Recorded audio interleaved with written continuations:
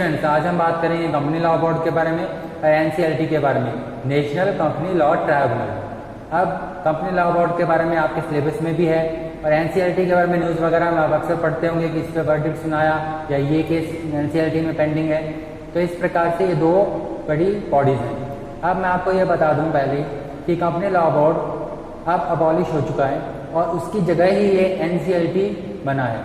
तो company law board का नया स्वरूप ही है NCLT, national company law tribunal. अब इसकी थोड़ी सी बैकग्राउंड हिस्ट्री समझ लेते हैं कि एनसीएलटी से पहले एक कंपनी लॉ बोर्ड हुआ करता था, 1991 के एक्ट से बना था। वो एक क्वासी जुडिशियल बॉडी थी।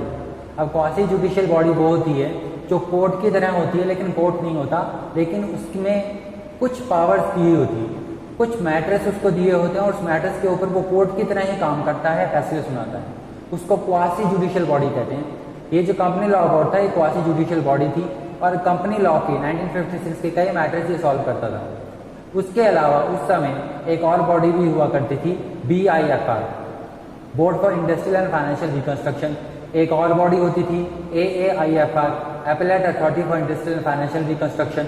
और फिर हाई कोर्ट्स जो होते थे वो अमेलगमेशन, रिकंस्ट्रक्शन, मर्जन आदि के मामले देखा करते थे। उस समय सेंट्रल गवर्नमेंट के पास भी कुछ पावर थी, जैसे पब्लिक कंपनी को प्राइवेट कंपनी में कन्वर्ट करना। तो ये जो कंपनी लॉ बोर्ड था इसकी 4 बेंचेस हुआ करती थी दिल्ली में। मेन इसकी बेंच हुआ करती थी, उसके अलावा 3 और बेंचेस हुआ करती थी। ये जो कंपनी लॉ बोर्ड था ये कुछ मैटर्स देखता था, BIFR कुछ मैटर्स देखता था, AAIFR कुछ मैटर्स देखता था, हाई कोर्ट बड़े मैटर्स देखता था जैसे अमेलगमेशन हो गया, रिकंस्ट्रक्शन वगैरह हो गया। अब कंपनी लॉ बोर्ड में अगर कोई केस जाता था और वहाँ पे उसका सॉल्यूशन नहीं होता था तो फिर वो आगे हाई कोर्ट में भी जा सकता था। तो इस प्रकार कई सारी संस्थाएं थी जो कंपनीज एक्ट 1956 से जुड़े हुए, कॉर्पोरेट कोड से जुड़े हुए कई सारे मामलों का निपटारा करती थी। तब ये देखा गया कि ये इनएफिशिएंट तरीका है। कई सारी बॉडी होने की वजह से काफ़ी कंफ्यूजन रहता है, इज ऑफ डूइंग बिजनेस में नहीं रहता। व्यापारियों के लिए, कॉर्पोरेट वर्ल्ड के लिए काफ़ी समस्या रहती है, कई सारी संस्थाओं के चक्कर काटने पड़ते हैं। इसमें कंफ्यूजन भी रहता था किसके पास कितनी पावर है।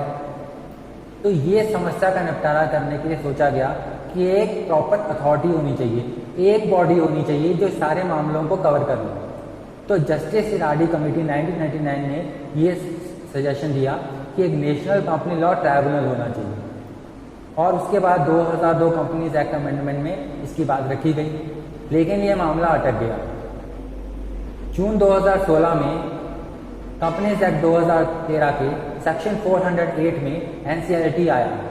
तो 2016 में ये कैसे नोटिफाई हुआ जबकि ये 2002 में ही बात रखी गई थी? 14 साल का पीरियड कैसे लगा? इसके पीछे भी एक रीजन है। दरअसल इससे पहले CA, CS वगैरह कंपनी लॉ बोर्ड में कंपनी को रिप्रेजेंट कर दिया करते थे, लेकिन जो ऊपर के मैटर्स थे या उसमें जो प्रॉब्लम सॉल्व नहीं होती थी वो मैटर्स जाते थे, अमेलगमेशन, रिकंस्ट्रक्शन के मैटर्स जो थे हाई कोर्ट देखा करता था। अब हाई कोर्ट्स में कौन रिप्रेजेंट करता था? Lawyers, advocates. तो जब इसकी बात रखी गई एनसीएलटी की तो इसमें ये जो प्रोफेशनल थे CA, CS, CWA, इनका स्कोप बढ़ने वाला था और कहीं ना कहीं लॉयर्स का थोड़ा स्कोप कम होने वाला था। ये बात उनको अच्छी नहीं लगी, इसलिए मद्रास बार एसोसिएशन ने इसकी कॉन्स्टिट्यूशनल वैलिडिटी पे ही सवाल उठा दिया कि एनसीएलटी आप गठित नहीं कर सकते, इस तरीके से हाई कोर्ट के केसेस यहाँ ट्रांसफर नहीं कर सकते, ये सही नहीं है। कई टाइम तक ये मैटर चला लेकिन लास्ट में सुप्रीम कोर्ट ने इसको हरी झंडी दे दी और इसकी कॉन्स्टिट्यूशनल वैलिडिटी को मान ली। अब फिर 2016 में एनसीएलटी आ गया। फिर IBC, insolvency and bankruptcy code 2016, वो भी उसके मैटर्स भी ये देखेगा। इस प्रकार से एक स्ट्रॉन्ग बॉडी उभर के आई, एक क्वासी जुडिशियल बॉडी है एनसीएलटी। इसके अंदर BIFR, AAIFR, हाई कोर्ट के जो मैटर्स कंपनीज एक्ट से जुड़े हुए थे ये मैटर्स, CLB को अबॉलिश करके उसकी पावर्स और सेंट्रल गवर्नमेंट की उसकी पावर्स, यानी कि काफ़ी सारे बोर्ड्स की काफ़ी सारी अथॉरिटी जो है इसको प्रोवाइड हो गई, कई सारी पावर्स इसको ट्रांसफर हो गई। तो एक मजबूत बॉडी उभर के आई, एक सिंगल बॉडी उभर के आई जो आर्बिट्रेशन का काम करेगी कॉर्पोरेट इश्यू से लेकर। कंपनीज एक्ट 2013 के सारे जो मामले वगैरह है मेनली क्या है एनसीएलटी ही देखेगी, चाहे कंपनी का वाइंड अप करना हो, कंपनी के जो इन्वेस्टर्स वगैरह को प्रोटेक्ट करने से संबंधित मामले हो, कोई डिपॉजिट से संबंधित मामला हो, कंपनी के एसेट्स को फ्रीज करना हो, रिकंस्ट्रक्शन करना हो, क्रेडिटर्स की प्रॉब्लम सॉल्व करनी हो, इंसॉल्वेंसी की मैटर सॉल्व करना हो, इस प्रकार के कई सारे मैटर्स जो कई अलग अलग बॉडीज देखा करती थी अब एनसीएलटी ही देखेगी। इसका थोड़ा सिस्टम आपको समझा देता हूँ। सेक्शन 400 ऑफ कंपनीज एक्ट में ये आता है 2013 के, और लेकिन उसके बाद एक और बॉडी है। सबसे पहले एनसीएलटी है जिसमें मैटर्स डिस्कस होंगे। अगर वहाँ के फैसले से कोई संतुष्ट नहीं है तो उसके ऊपर जो बॉडी स्टैब्लिश की गई है वो है NCLAT, national company law appellate tribunal.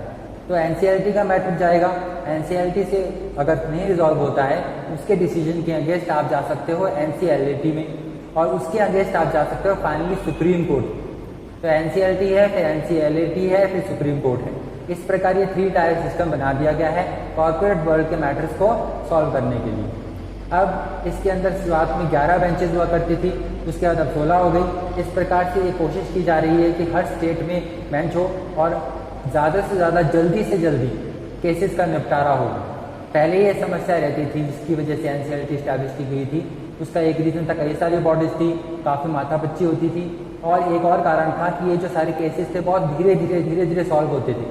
इससे व्यापार करने की क्षमता भारत की काफ़ी कम हो गई थी, व्यापारियों को काफ़ी मुश्किल होती थी, और जो क्रेडिटर्स थे, बैंकिंग इंस्टीट्यूशन जिन्होंने लोन वगैरह दे रखा था, उनको भी कई समस्याएं होती थी। इसके माध्यम से ये निपटारा तेज़ी से हो, जल्दी से जल्दी हो, ये एनसीएलटी का मेन आइडिया है। अब इसके अंदर क्या सिस्टम किया गया है, इसके अंदर 2 तरह के मेंबर्स होते हैं। एक होते हैं जुडिशियल मेंबर्स और एक होते हैं टेक्निकल मेंबर्स।